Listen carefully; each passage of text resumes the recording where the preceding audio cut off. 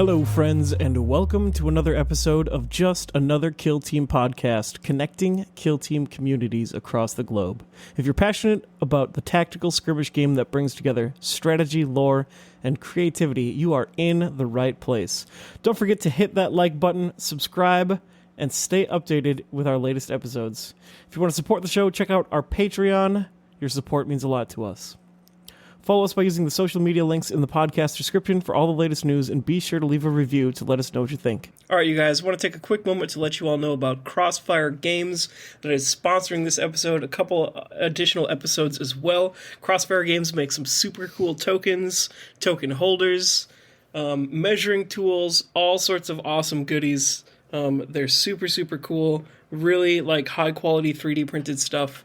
You can grab it from the Etsy link in the show notes and use the coupon code JUSTANOTHERKILLTEAM, all one word, all uppercase, at checkout to get a little discount and to help us out. We're here talking about the Astartes, and really, I'm just here to take a back seat because I haven't played any Astartes this edition. I've just watched people grumble on the internet, watch Warp Coven smash people into little bits, but I'm here to talk about our chaotic brothers and sisters, maybe a little bit. Because we got Angels of Death, we got Legionary, and the glorious combat of chainswords between you two. Yep. I'm sure Phobos will make a surprise appearance. Death Guard may make an appearance as well. Death Guard may make an appearance. I don't know anything about Warp Coven. Every time I see that team, I'm like, yeah, they do the thing, and I chop them or I die, and that's fine. That's the big cheater team, so we don't talk about them. Yeah. Warp Coven's for nerds. So, I'm sure a lot of our listeners, I know that Space Marines have been doing pretty well as far as meta is concerned. That's like 50-50. But I'm sure that there is also like a skill wall because elves have been running rampant in the meta right now, where a lot of players who are struggling to get to that next tier of play are trying to figure out, what works for Astartes in this current edition. So I'm going to put out the question to both of you, what has been working for you, what has not been working for you, and how have you two been approaching playing the game? It sounds like for Space Marines, it's better to just go all melee and just put all three of those APL in your opponent's face and make them deal with it. Yeah, my plan has been just be super aggro and just make them deal with it. Sometimes it works. Sometimes you get trucked for it. Yeah, it's like, I'm kind of the same way. It's like when I win, it'll be usually not by like a ton. Or like sometimes, like the tough matchups, it's either like a 15-13 win or like a 5-20 loss, and then against like everyone else, it's like a 20-5 win. Yeah, same.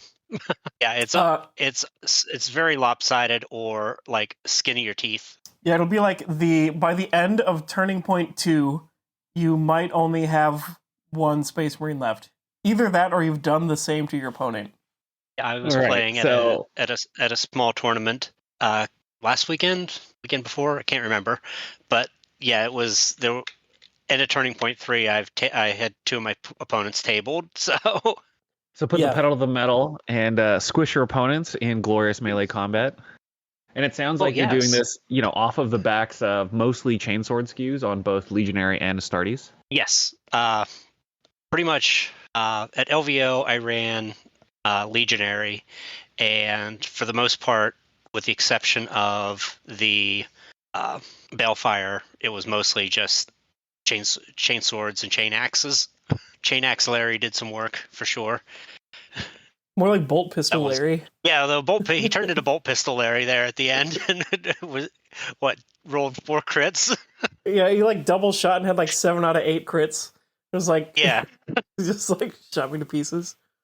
Yeah. Okay. And then, what were your favorite marks, and has that changed after the balanced data slate for Legionary? So my favorite marks are still Khorne and Tzeentch, because I like to have severe, and that comes mostly from the same with Death Guard. With everything being severe on the team, I just really have felt using that as not a crutch, but it's a crutch to just be able to guarantee that you're going to get at least a crit. But there's still a lot to be said about Slaanesh. I mean, it's after the data slate, it's not as much of a auto To include. kind of be like a free win still, against the other melee teams, right? You would just turn Yeah. on the ability, and you're like, oh, you're hitting on 4s, I hit on 3s. Get wrecked, nerd. I actually have to move now to do this. But still, I still really like Slaanesh. It's like I'm a huge Emperor's Children fan, so I have to represent my boys there. Yeah, I've kind of looked at a Slaanesh skew is like something that seems really fun to me. Just run 6 Slaanesh Legionaries. You've got 14 wounds, you have 7-inch movement, and then you have the I forgot what it's called. It's the thing where you stun people. Oh, the Your firefight ploy, right? The firefight ploy. It's like sickening captivation version or whatever it is. Yeah, sickening and it's captivation. Like, so it's like you can long bomb charge someone that's activated, use sickening captivation on someone that isn't activated, and then either way, you just like trap someone in melee, and then from the next turn, just like slaughter them, and then run over to the next one with these long bomb charges. Seems like a really like fun concept, and like the Shrive Talon does that too, because like you kill someone, like if you can double charge, kill one, stun the other, you can also just like hide in combat and just zip all over the place. With the Shrive, you can technically stun multiple people with him, because if you get the you can do the sickening captivation, and then if you do kills with him, you can use that to stun other models. So you can potentially get 3 stuns off on somebody. Yeah, which would be pretty savage. Well, at SoCal, when I played against, this is all pre-nerf or pre-data slate, I played into a Chaos Cult player and basically did that to him, and it was just like, he's like, well, I got 3 models now that are on 1 APL, and not a whole lot I can do about it. Yeah, that's wow. Yeah, I guess cults would be the one to do that against. Yeah, because I mean, it was into the dark, so there was no way he would be able to not be bunched up. Good times. So really just setting up a position where your opponent is going to have lots of 1 APL dorks. Specifically, because Slaanesh is good at dropping extra stuns, you can bring stuns, and also captivating gaze. Yeah. And then the Shrive Talon can also like throw a -1 APL bubble onto the center objective, so your opponent's just trapped in, I gotta kill you or I can't do anything. And then also the Shrive Talon, the one is like when you kill someone, you choose someone, then they get -1 APL. And then you also have the -1 APL bubble. So there's like layers and layers and layers to it. Seems like a pretty good pivot piece, depending on the matchup, but not something that I would probably rely on as like a basic strategy, because not everything is going to get dunked. And the Shrive Talon, even with that, is not always an auto-include, because it's only good into certain matchups and at certain times, because, I mean, running him into Marines, he doesn't have enough damage to really hit back effectively. This is Mark of Khorne. Well, and if you're running Mark of Khorne, then that's different, but in this scenario... Yeah, I think with Legionary, I mean, I haven't had like a ton of experience, but I feel like I would, if I had a lot of time to practice, I would try a bunch of games of like all Slaanesh versus Elves, all Khorne versus everything else. Especially Elites. I feel like all Khorne versus Elites just like hits. Yeah, when I'm going into Elites, I'll run a mix of Khorne and Tzeentch typically. Tzeentch on Melt-A-Gun, of course, and if I'm happen to run a heavy weapon, I'll run Tzeentch on them, and then everyone else would be Khorne, so I can have that extra damage and guaranteed crits. Yeah, the Butcher as Mark of Khorne becomes 6/8 severe, so if you get 2 out of 5 dice and they don't get any crits, that'll kill an Elite. If you get 3 hits, it doesn't matter what they roll, you'll kill them. It's pretty savage there. And then the thing that makes it even gnarlier is like if he runs up and he kills an Assault Intercessor, the Assault Intercessor does 4 damage to him. He kills another Assault Intercessor, it does 4 damage to him. Someone shoots him, he's got 2 health left, and then you charge into one more person on the next turn when you've got 2 health left. You hit him for 8, they kill you, you unending bloodshed, and you kill him anyways. Like the Butcher really is a butcher now. Yeah, and he's brutal, so you can't parry him out. Unless you have crits. It's absolutely savage. Yeah, I've definitely seen a lot of people, I think, playing Angels of Death that seem to be struggling a little bit just because it's hard to get the ball rolling, or people are playing their cool models, the Eliminator and the Captain, which, generally is basically a trap at this point because you really need the mobility and the ability to use all 3 of your APL aggressively, which is something that people have to think about. I assume both of you are playing some version of security most of the time. Maybe Jason not because he's running all the way up to the other side of the board. But, I suppose you can contain your opponent if you throw 6 models to your opponent's midboard and then just run into their drop zone, right? If everyone's dead by the end of Turning Point 2, you're going to max out Contain. Yeah. One way or the other. Janis, have you been doing something similar? I've oftentimes, against elites, been running Champion, because I can pretty much guarantee that I can pinpoint one model and have a big hitter take them out. I've been playing a lot more Plague Marines Death Guard recently, so I've been taking Secure Center a lot because that's kind of in my opinion, their best tac op. You make them come to you, right? Because you're too slow to really maneuver around the board. Yeah, and with the current nerf to Plague Marines, where you have to have your icon in their territory, getting them on the center line and just parking there, or in the middle of the table and just parking, it's part of the synergy of it at this point. And you want to be in the center of the table and just dig in like a tick and not move. Yeah, it's a very Death Guard way to be. Yeah. So like Death Guard with their 5-inch move, I've only done a little bit of noodling around with that, just because I don't know how to not be mobile. What's the trick?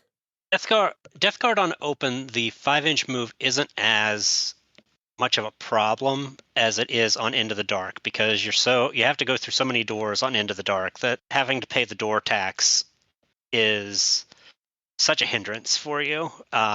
And really the trick is just use your move and dash. I mean, there's really no magic behind it. It's not a complicated trick. It's I've used all of my movement and I've trapped myself in the middle in the box with you, and you either interact with me or I win. So they have to come up at some point. And in the dark, luckily, at least on those maps when you're playing like middle line, you're just like in a big room and your opponent is going to have to go up there anyway. So you just like put a barricade down and stand around and force your opponent to interact with you. Into the Dark, my strategy, my tac op, I'll typically take secure doors or seize door, because most maps either have doors on the center line or just far enough into the other territory that you can go in and park on one side of the door, and unless your opponent stacks up on the door, you should be able to hold it without too much problem, especially with your icon bearer. And with Into the Dark too, the rooms are small enough that if you throw down Cloud of Flies, you basically block out the entire room. So that way, your opponent can't, or at least you'll have an obscured model, unless you misposition or are playing against Phobos. Yeah, Phobos versus Death Guard seems like a rough one for Death Guard. Well, if I'm running against Phobos with them, I just won't play Cloud of Flies. Typically, it's just like, why bother? Yeah, but it's like if you don't, so since you can't use it, you can't you have to use cover, and cover slows you down a bunch, and then they can hit you first with Stealth Assault, and you kind of just get hit in the face a bunch of times and hope that you survive it, and then when you clap back, you kill them, and if you don't, then you just lose. Yeah, with that team, I do not like playing against Phobos. Just they're a lot more durable than they should be, in my opinion, because it's just like, oh, they're only 12 wounds. I should be able to handle this without a problem. And it's like, no, not quite. Only if you can catch them. Yeah, that's the thing. And I assume that the Plague Marines have similar issues against the current crop of elf teams. How have you been adapting to that? I haven't had as much problem with elf teams, because if you poison them and hug them, they tend to wilt away. If you get a hit on them, poison them, and stand next to them, and they take the D3 on activation, and yeah, they're not in a good position at that point. So I haven't really had severe. Yeah, it gives you a higher chance of that actually kills them. Yeah. Oh, I hadn't even thought about that. And especially with the flail, if he runs up, does the flail action, and puts 5 wounds on somebody, and then it's the D3 on, because you're going to run plague bells. So either they're going to be at 2 wounds minimum, and if they try to fight you, and yeah, if they try to fall back, they can't, even if they have something to block injury, they're still going to be 2 because of just contagion. You're not going to not run contagion. And contagion is one of your strategic ploys, if I remember correctly. Yeah, it's the strategic ploy. It's the one that you get for free if the icon is in your opponent's territory, and that is the equivalent of being injured if you're within control range of the model, or control range of a plague marine, or 3 inches of the icon, or 3 inches and you're poisoned. Wait, that's only if you're in enemy territory it's free? Yeah, now it is. Was that post-balance? Yeah, That's post-balance. Before it was just you get it for free as long as he's alive. I completely did not notice that. And it's not fully within, it's only within. So all you need to do is get your toe across the line. Okay, that makes sense with what you were saying about hold the center. You're telling me that the current fighter operative's flail action is effectively a small time bomb when it comes to interacting with elves, because they only have 8 wounds. This goes for anything with 8 wounds. There's a couple of them floating around in the game. Subductors would be another one, because it's a 2-inch flail whip. You run around on your 32 millimeter base, get into a central position, whip it around, and if you get lucky and tag them with a 3, you also drop a poison on them, and then you're also in contagion range. So now your opponent is injured, going to take poison damage, taking 3 extra damage, and your opponent can be injured, and that means that you're just not really going to do much to the flail guy. Yeah. And because elves are so frail, any stray hit is going to cause a lot of issues. So you haven't had too many problems with your current crop of Plague Marines getting hit by the elves. And it sounds like, taking all comers when you're playing a brutal melee skew on your Legionary, you also didn't have a ton of issues with the elves, at LVO and elsewhere. Yeah. Well, I did have a struggle game against Blades of Cain that I barely squeaked the win out on. Thanks to running Slaanesh, is the only thing that helped me with that was with the -1. And also being able to catch up to the elves in a reciprocal charging range. Being able to keep up with them. But the -1 for Quicksilver and moving even just a little bit to be able to get the so that they can't land shots on you. Yeah, that's like part of my Slaanesh rundown. I mean, we all know where I'm about to go with this. You full sprint Quicksilver down the field on turn 1, pop a couple smoke grenades, and now they or don't, and just like they either get within 6 and you counteract and start smacking people around, or they shoot you from outside and then they're hitting on 4s, and then you're like staged in the middle with a bunch of Space Marines that have a 10-inch charge threat. It's a good time to be Slaanesh. You heard it. You heard it here, fellow listeners. Get in there with Space Marines and just make your stat block your opponent's problems, and let Tzeentch or the Emperor or anyone else figure it out on the other end. Because if you make it, your job as a Space Marine player is to get your stats in your opponent's face. Because you can lose 1 Marine, you can lose 2 Marines. I think Jason talks about losing like 3 Marines sometimes. That's true. Yeah, just trade everyone for wounds. You have to sacrifice somebody.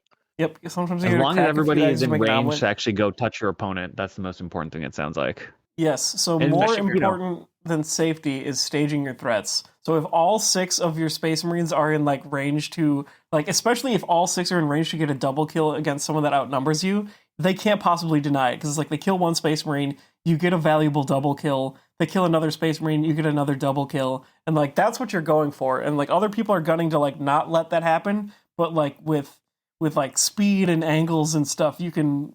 It's hard to avoid.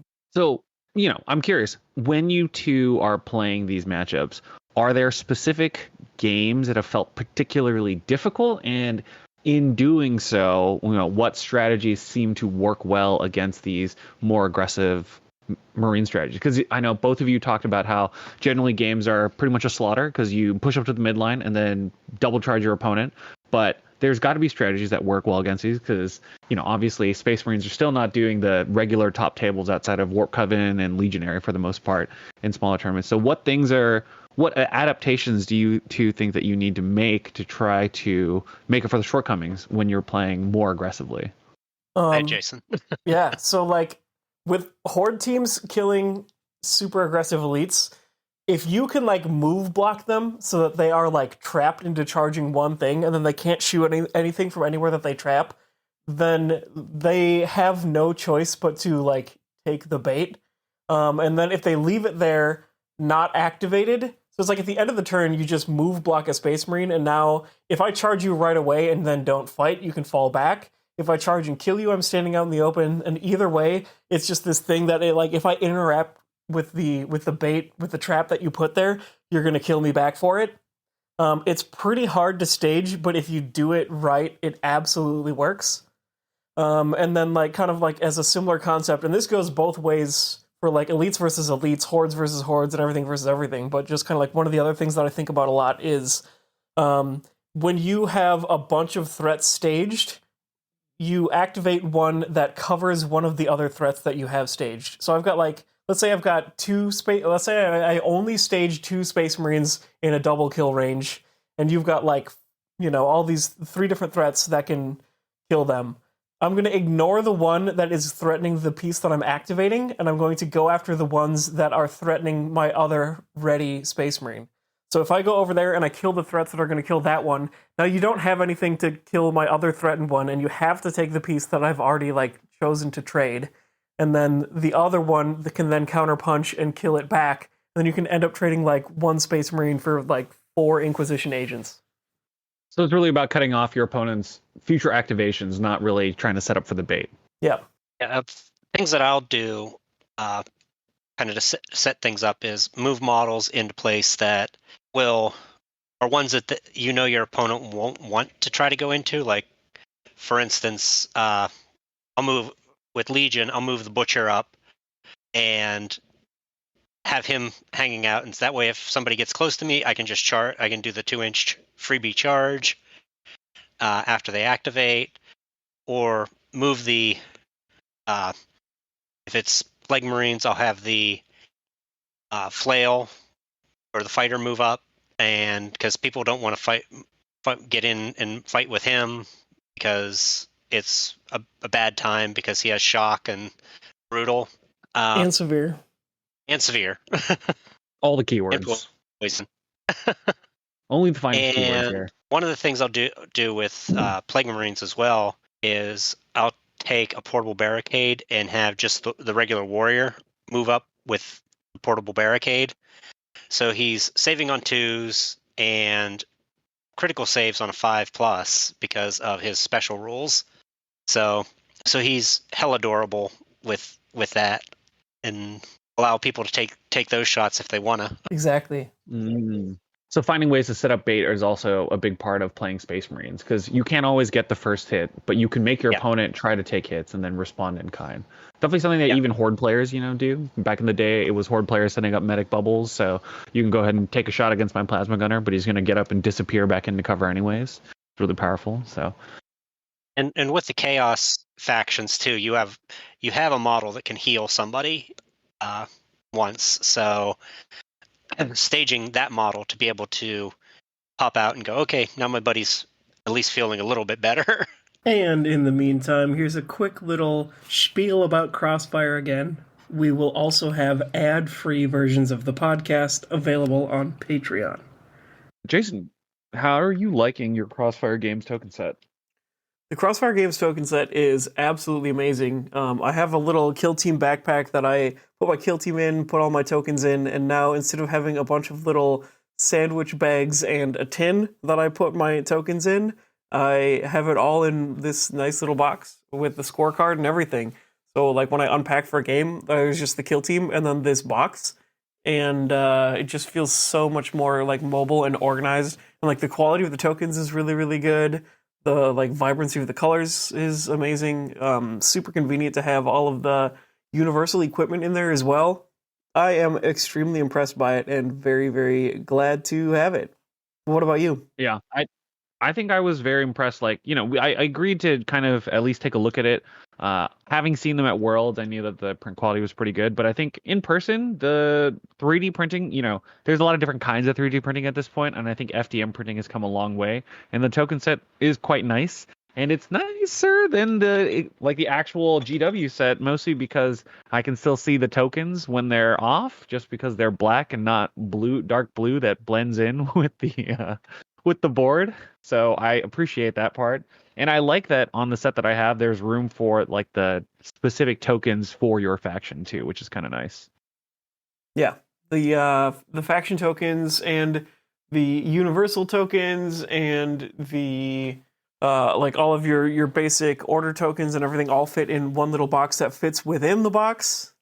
And with that, like you can probably even fit more. Yeah, it's pretty sick. So definitely a fan of the product, and if anyone supports us, honestly, be great. I think my big thing is chaos boxes just make games take longer, and people got to play faster. And having organization definitely helps there. Having your engage tokens in one spot and your conceal tokens in another, and like your recover items and all that other stuff. Organization makes for a cleaner game, keeps your brain in a better spot for playing, and I think these sorts of tools are great, whether it's Crossfire games or other things. Having some organization is quite important. Yep, definitely highly recommend it. And back to the episode. Yeah. Yeah, and then there's one of the locals here kind of got me out of this, so shout out to Sam with he's been running Angels of Death with Stealthy and Hardy. And I'm like, I don't use cover, like whatever. But then there's a couple times where he just charged into cover and killed someone, and then I'm trying to shoot back. I'm like, oh, this is hopeless. This is awful. So then it's in the same thing where you just draw bait and try to punish people for it. You could just do Stealthy and Hardy. You've got a couple Stalker bolt rifles, and then you just stand at the edge of a fortress, inside a stronghold, looking out with an engage order. Just first activation, you stand there, and then people can shoot at you. And then they're like, oh man, you got lucky. And then they shoot again, and then you just don't die because it's a crazy stacked combo. Because it's if let's say you shoot me and you get 3 crits. I retain a crit because of Stealthy. I crit save on a 5 with the other one. And if I make another save, if you get a 3 and a 5, then you transhuman the other one and you took 0 damage. And then they're like, oh man, that was insanely lucky that you saved 3 crits. And you're like, it's way more likely than you would expect. And then they shoot again because they're frustrated, and now you shoot them back with a Stalker bolt rifle. Savage. I personally think what's hurting Angels of Death in the tournament scene is the fact that you have to lock in your chapter tactics at the beginning. If you were able to flex your chapter tactics every game in a tournament, I think they would be S+ tier, because that way you could really tailor your team versus whatever you're going into. If you're going into hordes, go rip and tear. But if you're going into something that's you're going to go shooty, do Stealthy and Hardy, or Stealthy and Siege Specialists to ignore your cover saves. Stealthy and Hardy, will you take a punch from a horde and then flip to Siege Specialist for turn 2 once you start shooting back? Yeah. Also, I wouldn't be surprised if that were the case. I think looking at the stats week to weekly that me and Jason do on for Patreon, they're 50-50, which according to GW is exactly what they want. So it might just be that they're trapped in languish territory, because they are perfectly balanced as all things should be with the Emperor's finest. Maybe we will balance for higher end competitive play, because I suspect that even if they dropped off those restrictions for casual play, it wouldn't change all that much, because players are playing what they're comfortable with anyway. So yeah, and casual players will show up to a game and choose their chapter tactics after they see what their opponent's doing anyways, so they're accidentally already playing by those rules. Yeah. Just from a lore perspective, if you think it's doesn't make sense to change your chapter tactics every game, just they're Deathwatch now. Yeah. Since we don't have one of those teams. Right? I mean, the game is called Even though the game's called Kill Team. Never heard of these things. Kill teams in this economy? I would never. So both of you have been enjoying Space Marines in this edition. They've been doing reasonably well, I think, as far as the edition goes, especially considering how last edition went for Space Marines by the end of it. If you were going to set up for a tournament, what are you planning to play? Janis, are you still on Plague Marines right now as the take-all-comers? If you were trying to be as competitive as possible and you could pick any of the Space Marine teams, are Night Lords in the conversation? If I was going to go for like a hardcore, I'm going to try to win, I might actually think of doing Angels of Death because of being able. There's a lot more flex there than with the Plague Marines. I mean, I love my Plague Marines, but with Angels of Death, you can have one game where you're definitely all melee, and a next one where you're all shooting, if depending on how you want to do it. Granted, your chapter tactics may suffer depending on certain matches, but I think you have a lot more flexibility and a lot more customization with your list running Angels. Yep, and you can, you're only locked into one chapter tactic. Otherwise, you can just, flex mid-game and everything. Or you just, you can plan to change your chapter tactics every turn. And actually, does the captain let you... Can the captain let you use that ploy for free? Captain, I believe, is the... He's like, you can do a ploy for free as long as you target him with it. Does it? But, yeah, or is it only firefight ploys? I think it only affects him is the issue with it. Because he can do the one that lets you change your doctrines. Is our big 50 millimeter base, and he says he adjusts firefight. Yeah, he's on a 40. Oh, he's on a 40. He adjusts the firefight doctrine for 0 CP if it is in the kill zone and not in control range of other opponents. So you can definitely change over every turn. So maybe that is a big thing for Space Marine captains. So adjust doctrine have a plan. Is the assault doctrine, devastator doctrine. It's not the change your chapter tactic one. Oh, true. If that applied, I'm like, I would actually reconsider bringing the captain. Yeah. Unfortunately, the captain is sent to the background, right? Yeah, I don't like the captain so much. I'm not a fan of the captain. I like having one of either the assault, typically the assault, or the regular intercessor, just because you can have that extra doctrine, or not doctrine, the extra tactic. Yeah, the extra, because you get your doctrines for free and you get a third chapter tactic on the big dog.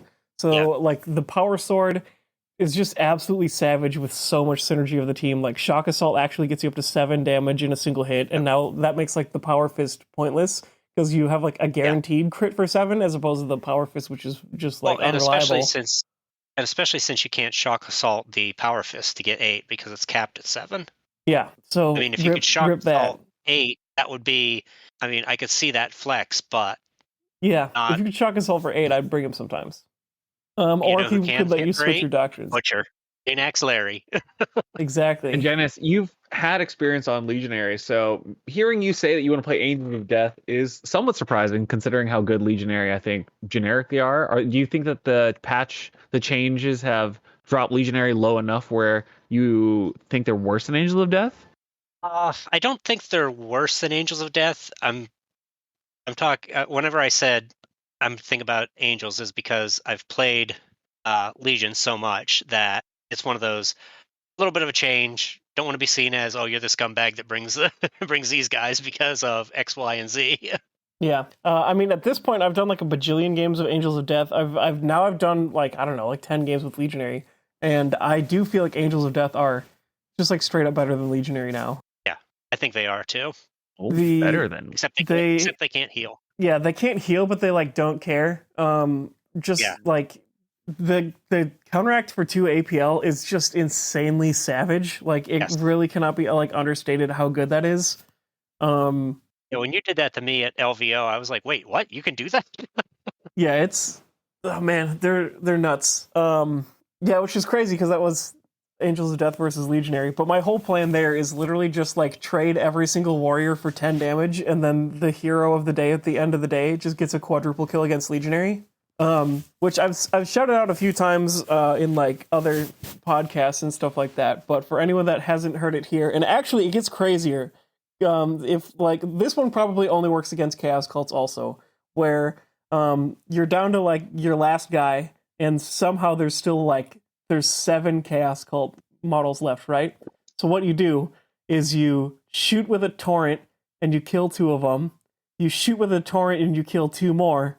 Then you charge someone, and then on your counteract, you kill someone with your fists, and then you shoot 2 more with a torrent. And then all of a sudden you've killed 7 cultists with 1 Space Marine in 1 turn.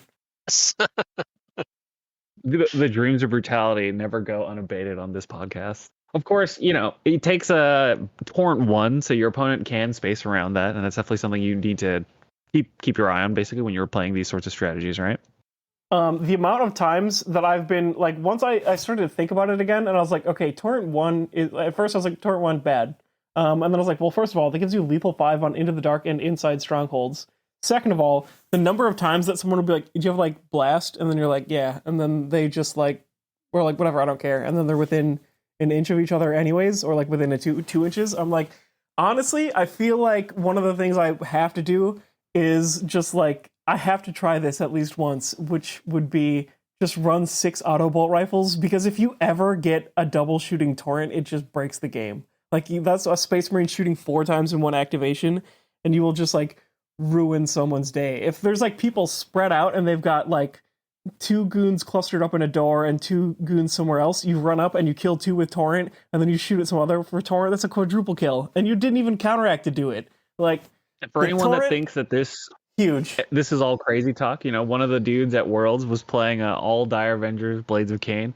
He didn't do all that well. He's from LA. I think he went like almost 50-50, but he got 50-50 with all Dire Avengers at Worlds. So, there's something at least to the surprise factor of having on-demand torrent, which is lethal 5 on In the Dark. So every time he was on In the Dark or fighting over a box, his Dire Avengers could torrent once with Rending and lethal 5.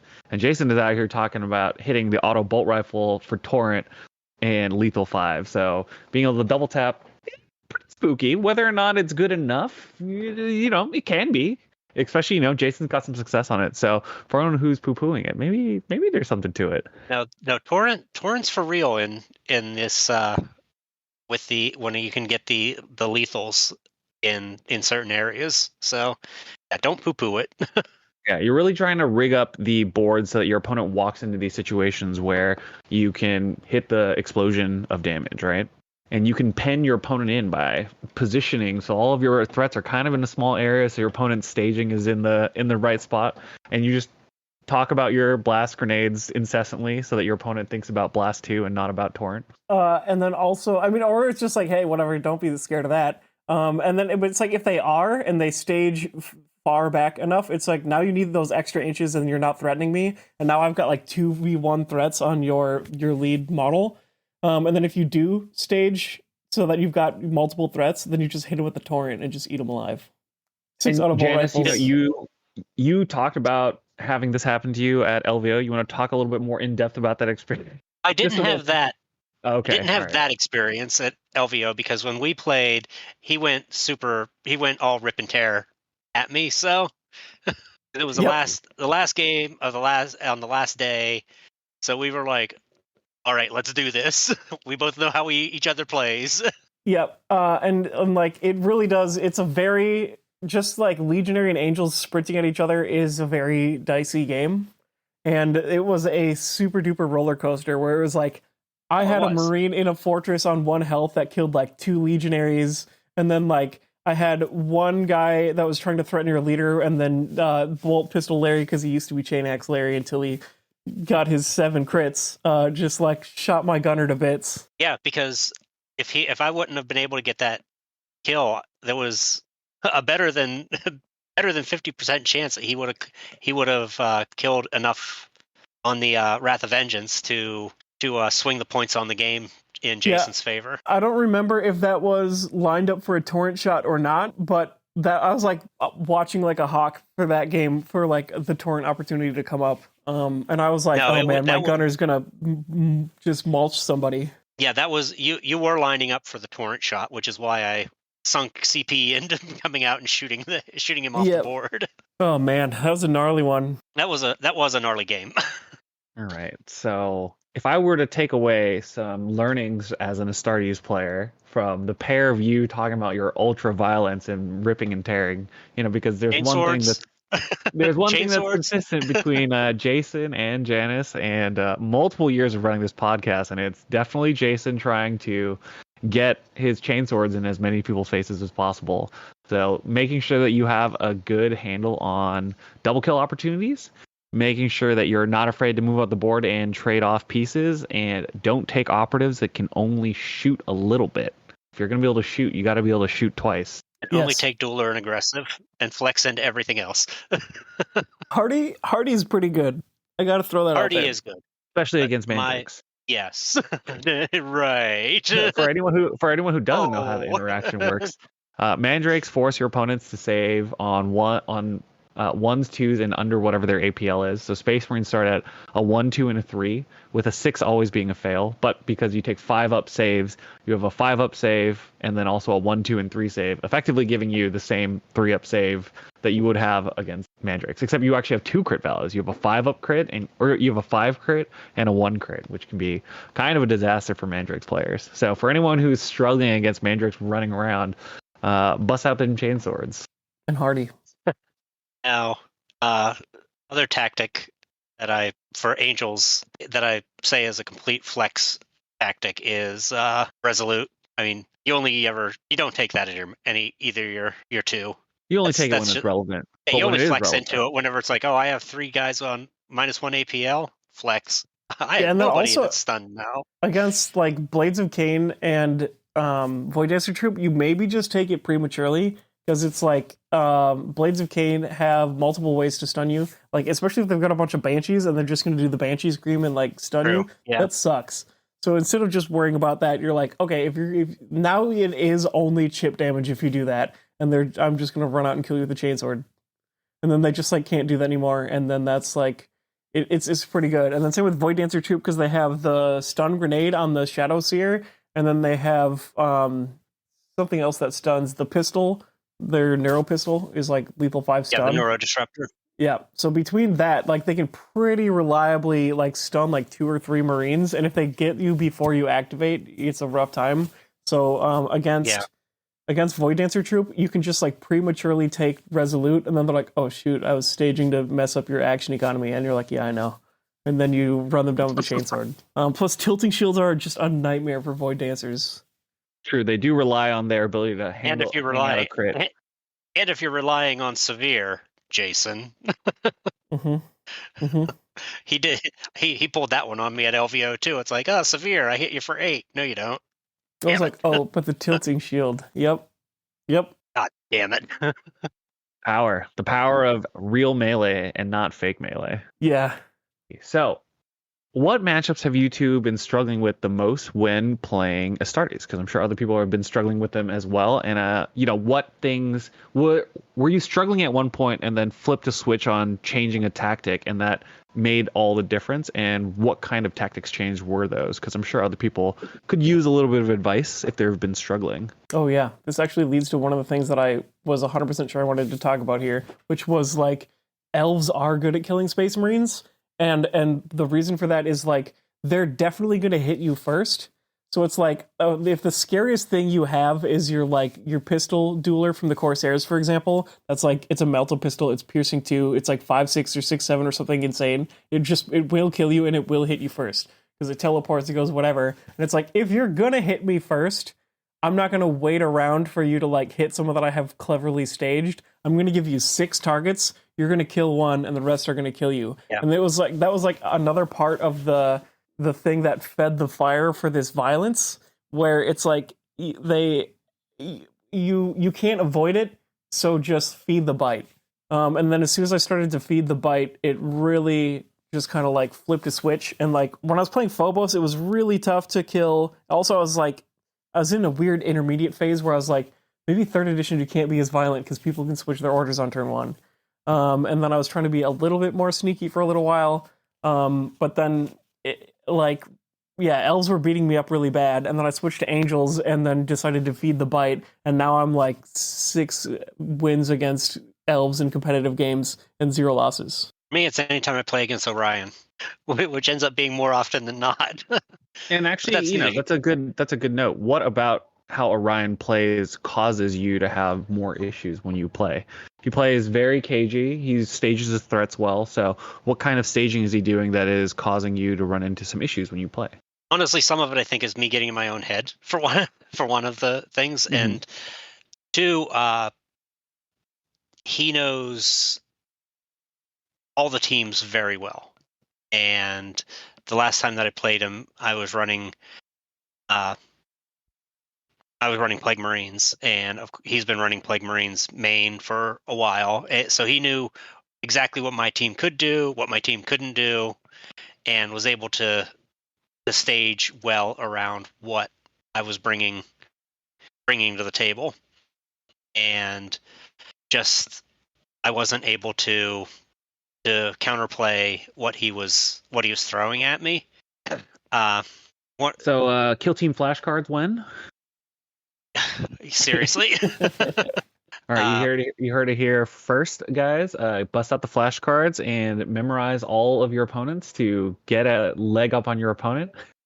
The elves I haven't had too much problem into, but I see how they can be a problem for some teams. And one of the things that has helped me against elf teams is the fact that the teams that I've been playing have a healing ability built into the team, either through the demon sword on the chosen, or the plague caster being able to give his buddy some healing.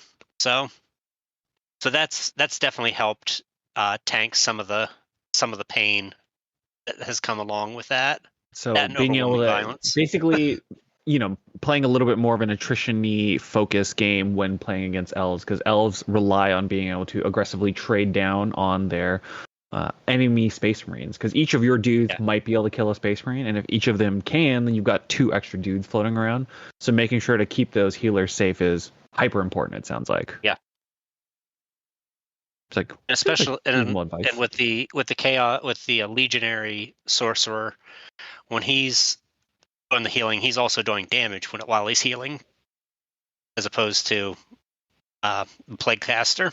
Yeah, because he can only heal if he's actually hitting someone and sucking the life out of them with a straw. Literally, in some cases. Yeah, he's always out there just sucking juice out of people. The life siphon shooting attack, which can heal people, and then he also has the blade. The dagger. Yeah, every time he hits someone, he heals 1, and every time he hits with a crit, he heals 2/3. Yeah. And it happens immediately. So, like, if you would be killed exactly in a combat, and then you, like, go in and you slash them for 1, then they hit you down to 1, and then you kill them, and then, like, heal by another one, or a D3 or whatever, it's kind of, like, messes up the melee combat breakpoints. Yeah, because I've actually had that exact scenario play out where I got knocked down to 1 wound, stabbed for a crit, me back up to 4, and then hit me again for another 3, stabbed again, went back up to 4. Yeah, so, good times. It's pretty bananas. Super tanky. I'm interested in hearing if either of you ever practice on maps by yourself to practice staging, because I think that's something that probably most Space Marines players who are struggling probably can have issues with. So I wonder if that's something that you guys actually do, or if you guys just play the game and figure it out on the spot most of the time. I tend to figure it out on the fly. Yeah, I mean, I've definitely played against myself a bunch. Jason is no stranger to the solo play, huh? Yeah, it's when you're doing solo play, what sorts of things are you finding when you're playing against yourself? So basically, I'm looking for staging threats, and it's like if your staged threats are half cooked, like if I only have 4 Space Marines staged against big threats, it's like you can be dismantled. 4 is maybe enough, but if you only have like 2 or 3, you're gonna die. And like 4 is maybe enough. If I can get 5, that's pretty good. If you can get all 6, that's like what I'm shooting for. Yeah, because it's like sometimes it's like it's turn one and all you've done is stage, and it's like, oh man, I've made a huge mistake because now I'm just like dangling a bunch of Space Marines and I don't have like the counter punch. It's because it's like if you get the initiative and you kill me on this side, I can't counter punch you. You know, like I don't know. It's the staging is just like the main thing I'm looking for, and just like the hyper violence where it's more important to be in threat range of things than it is to be safe, because like. If like you've got a melta gun and a plasma gun, you probably get one kill out of both of those combined. And then like if I am shooting back, it's like on counteract and things like that. Especially with Angels of Death, if you think that you're safe from something, like let's say I full sprint an assault intercessor and now I'm 4 inches away from something that you staged. That's like a melta gun that you think is safe. Now on my counteract, I'm going to move 2 inches and throw a crack grenade at you. And all of a sudden, like, that model that was staged, like 14 inches away is just, like, getting smoked anyways. Okay, and do you ever like, check a reposition in there when you're trying to do this? Because it sounds like this is against other Space Marines. You sprint up on engage, so that way, or this is against, like, elves or whatever, you run up to the person that's, like, staged up early on, and then you dare them to interact with you. And if they don't, you are on engage and you just chuck the crack grenade, and if they do, then everybody else starts blowing people up. I actually finally just did a 3rd edition all-in cursor game, which is that, but like even it's the most effective version of that because you can't possibly hide from 6 in cursors. Like if you have an engage order, you either die or you can't contribute to the game because you're hiding. And it's like, so if you do the all-in cursors thing again, it's the Mind Layer is your instigator. The Mind Layer will just like run out there. If you're playing against like, elves or things with 8 or fewer wounds, you can have the Mind Layer stealth assault someone, kill them, and then use guerrilla tactics to flip back to conceal. And then like if they do kill the Mind Layer back, then you just drop the mine when you die. And now all of a sudden you've like taken ground. And then you've like presented targets, and then anyone that has an engage order from there, you just like angle snipe with other incursors. And then you can like set up non-reciprocal, and like when people are shooting back, you're obscured, and like the opponent never takes a shot that isn't obscured, and you're just double shooting everyone from across the entire map, and it's disgusting. I have to say, fighting against Phobos is probably my least favorite match in this current edition, even more so than Pathfinders. They're pretty gnarly. Okay, Pathfinders can't hurt you, Janis. They've been taken out back and shot multiple times. But the grav drone is still there in the background, waiting to ruin someone's day. For those that don't know, that are on the pod, Travis hurt me bad with the entire region. He hurt me bad at ACO a couple years ago, and I've never forgiven the Pathfinders since. The entire Northeast region was terrorized by a pair of Pathfinder players for a long time. Yeah, Pathfinders were pretty savage. They're not even that good this edition. They have a couple of tricks that are fun, but definitely there's a long way between viability and wherever Pathfinders are right now. And for all the other Pathfinder players, the 4 other people in the entire world that want to shoot people to death instead of run into melee like we've been talking about the rest of this podcast. Glorious melee combat. Well, I can pull out a gun and shoot you in glorious melee combat. That's like the same vibes, right? If only that ability went first, then it would be kind of interesting. Yeah. But instead, it's just I'll spend 1 CP to deal 4 damage. Sick. Yeah, kind of. It definitely is lame. Yeah, right now, man. Phobos are probably my least favorite matchup to go into. Phobos are a very good shooting matchup right now, so it makes sense that they're not particularly fun to play against. I'm somewhat they convinced... really don't want to interact with anyone else. Yeah, I'm like swinging back around to I think Phobos are the best elites. And I think they can solve the elf problem. They're definitely up there. I think they can solve the elf problem by feeding the bite. I just need to experiment with that more. But then I'm like, the Phobos mirror match sounds horrible. Just like that seems like it'd be tough. But then I'm like, actually, honestly, I did one Phobos mirror match practice game, and then I was like, I think this is the time I go back to all-in cursors, and that's what I did, and it worked. I mean, it was. Yeah, go ahead. I thought you on the Phobos mirror would just say fuck it and go all reverse. Maybe on that too. Because I'm like, I think one of the skews And then that's another one where like I don't know, like some people are like KG Phobos, and I actually did that a little bit and it was pretty good. And it's like if you do it wrong, KG Phobos will eat you alive and it's horrible. Yeah. But then it's like if you're trying to be KG and you get angle sniped anyways, you just are ruined. Plus like the mine layer, just like stealth assaulting another Phobos Marine and then dying and dropping a mine is just like rude. But honestly, all Reavers would be good too, just because you can just like zip all over the place and they can like, if you can stage threats, non-reciprocal threats using the Vantage so that people can't hit you first, it doesn't matter if you get Omni scrambled. And then that's kind of the same thing with just like shooting across the map from angles that people aren't looking for. But then against everyone else, I'm like infiltrators just running people down. I think infiltrators feeding the bite is like insanely strong because you can have 4 smoke grenades. You can just like full send down the map. And then you probably do bring the Incursor Marksman so that you can like control people's movement from like running up on your midfield stage things. And then and then you've got the Vox Breaker to turn off people's rerolls if they like try to like hit you first. You can Omni scramble and trap one target that you're like a quarter inch outside of their threat range, and then you kill all their buddies. You Omni scramble them for 5 so that the whole team can go and just like, before you need to deal with that one last thing that's back there, and you just have like the most outrageous killing power of all of the elites in the game, because any old goon will just like stealth assault hit you for 8 damage, and then you hit them once, and then they hit you for like 3 more and you die. It's ridiculous. All right. Well, Jason, it's time to loop back around to the Adepticon talk, since Janis mentioned that she'd be playing Angels of Death if she could go to a big tournament. What are you going to be doing, and how are you going to be pushing your stats in front of people's faces with your chainswords? That was a Janis question, or for me? Oh, that was for Jason. You, because I'm not able to go to Adepticon. That's true. Yeah, I am leaning back towards Phobos for Adepticon. Because I don't know, all the stuff I've just can't put been them down, saying. folks. You have to go back to what you know.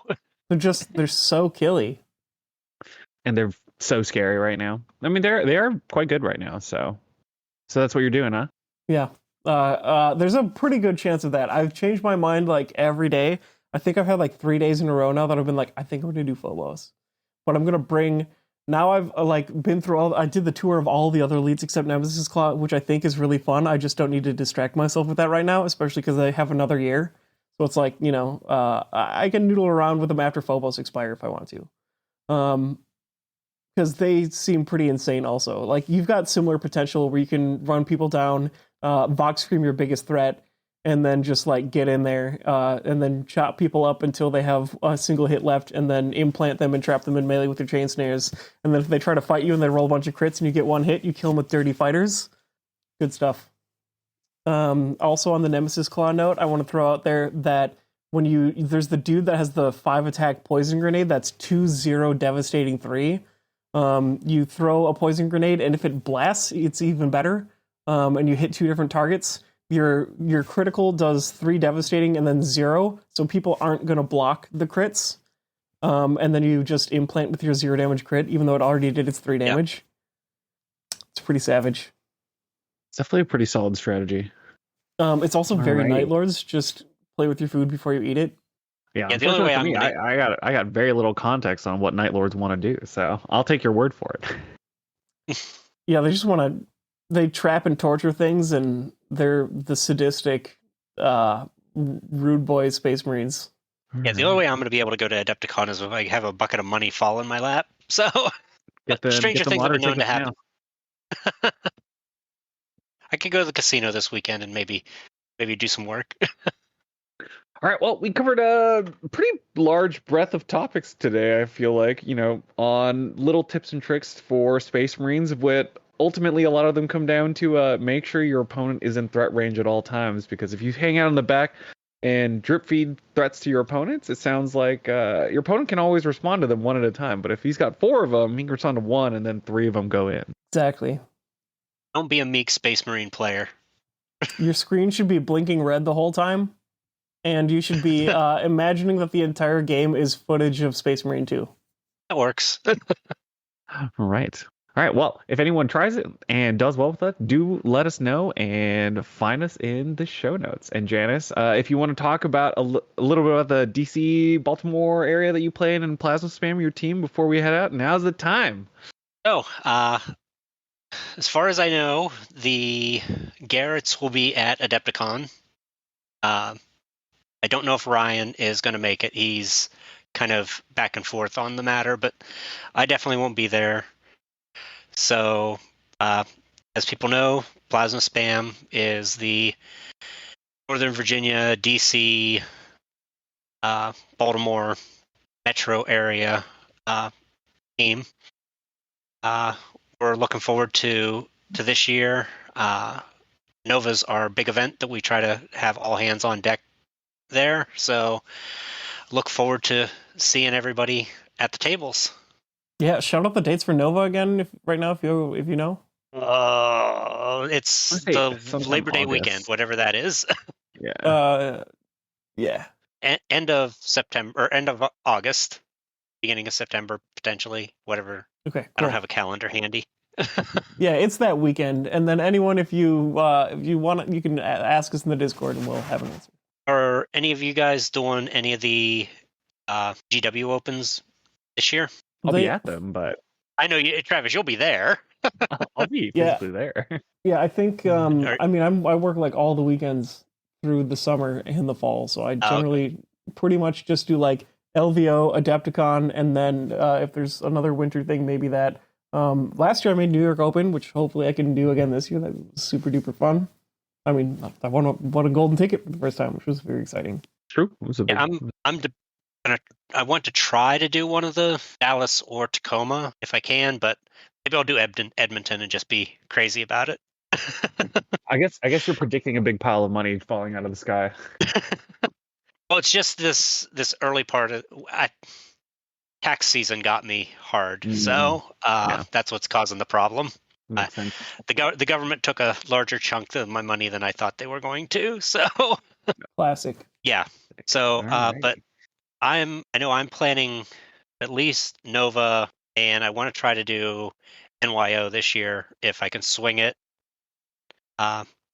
There's an event in Boston area that I want to try to go to this year because the Northeast doesn't have, or the New England doesn't have a scene, and I want to go up there and just kind of support the scene. I forget what the name of the event is. Do you know, Travis? It would probably be William York or one of the Northeaster guys. Yeah, I heard about him on this pod, I think. Yeah, probably you had William him on. York. Mm-hmm. He's up in Massachusetts. Yeah, but that's up in Boston, and I want to try to do that this summer. Yeah, there's a couple. I think there's like 3 cities that all kind of work together to build up their scene at the moment. So there's a con in the second week in July that we want to try to go up and nice show some support there. Sounds fun. Yeah. Good luck. And well, thank you. Yeah.